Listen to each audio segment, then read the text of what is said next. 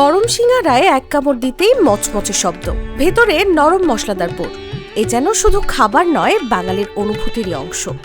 কিন্তু এই পরিচিত স্বাদের পেছনে লুকিয়ে আছে হাজার বছরের ইতিহাস, যা শুরু হয়েছিল বাংলায় নয়, বহু দূরের এক ভূখণ্ডে।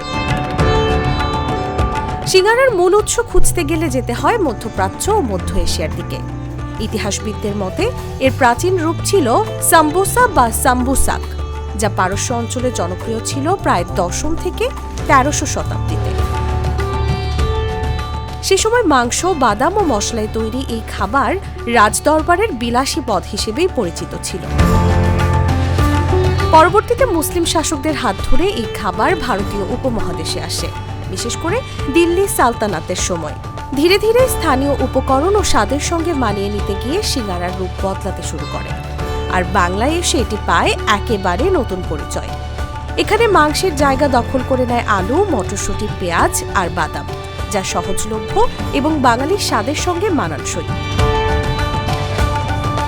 ব্রিটিশ আমলে শহরের রাস্তার ধারে চায়ের দোকান ও হোটেলে সহজে পাওয়া যেত এই সাশ্রয়ী খাবার।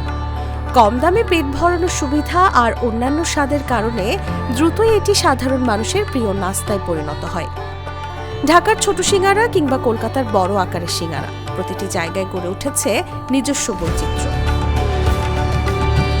আজ সিঙ্গারা শুধু একটি খাবার নয়, এটি বাঙালির সংস্কৃতি, আড্ডা আর নস্টালজিয়ার প্রতীক। এক কাপ চায়ের সঙ্গে সিঙ্গারা মানেই গল্পের শুরু, যা প্রজন্মের পর প্রজন্ম ধরে একইভাবে চলছে।